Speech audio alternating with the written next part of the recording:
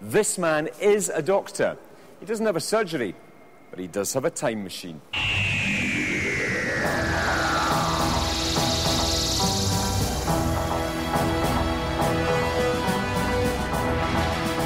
David Tennant stepped into the TARDIS in 2005 to become the 10th Time Lord.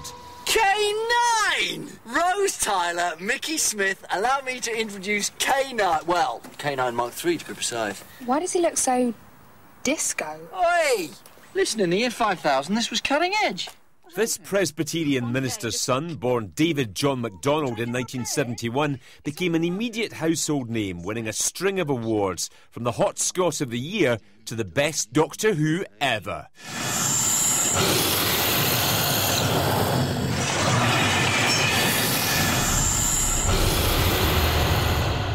One of the reasons why David has been such a great Doctor Who is he was always a mad, mad fan of the series as well. Like most young children, he grew up wanting one of these, but he actually got one. So we've come here to meet someone who grew up with the boy who became Doctor Who. What's your earliest memory of David? Just as most big sisters have memories of their little brothers, playing in the garden at home. Gorgeous little boy. A lot younger than me, very blonde, with his specs, running about playing at Doctor Who a lot of the time. And when did acting become something that was important for him? He told everyone that was prepared to listen from a very young age that he wanted to be an actor. He was inspired by watching television and being able to make stories come to life. And he's always said that that was what he wanted to do when he grew up.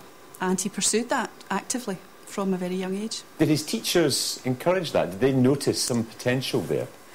I think it would be fair to say that in primary school, yes, that was noticed, and he actually had a show written around his talents in primary 7 at school by the deputy head teacher there at the time. It was a musical, which isn't David's forte, but he did very well and was wonderful in the lead part.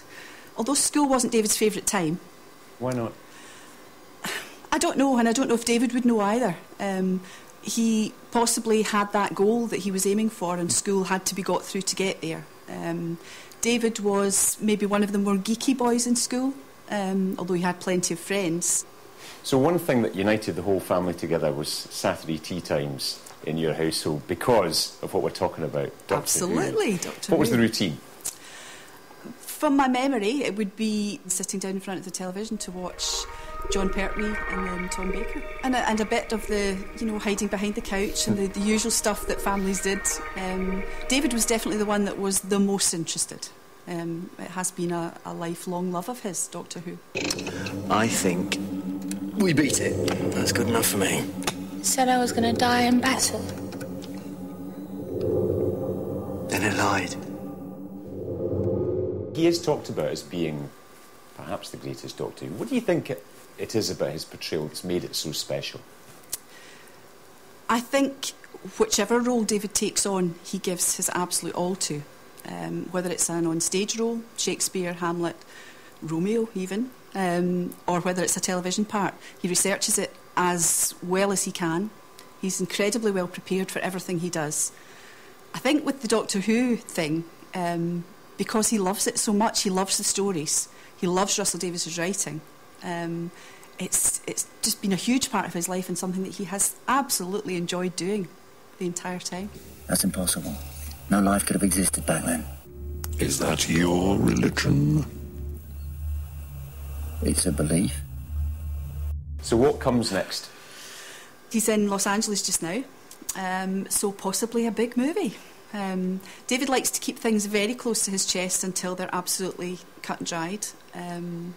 He's not good at giving up secrets, but it will be bigger and better things, definitely. Can you imagine him living the Hollywood lifestyle? No, not the pizzazz and the glitter and all that goes along with that. He's too nice a guy. He wouldn't get sucked into that. So how would he feel about being nominated to be the Greatest Scot? I think he would feel really quite honoured. He's been nominated along with some fantastic other names, celebrities and people who have done amazing work in the past. Who wouldn't be honoured?